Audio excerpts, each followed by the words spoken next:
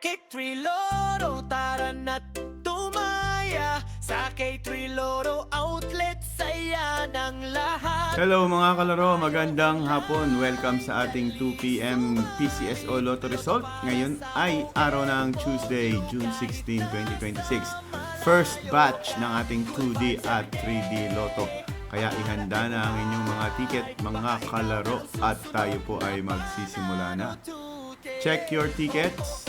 Ito na po ang resulta ng Lotto ngayong alas 2 ng hapon. Para sa ating 2D Lotto, ang lumabas na number ay 29-8.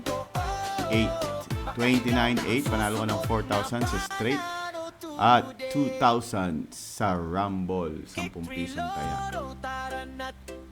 At para sa ating 3D Lotto, ang lumabas na number ay 987.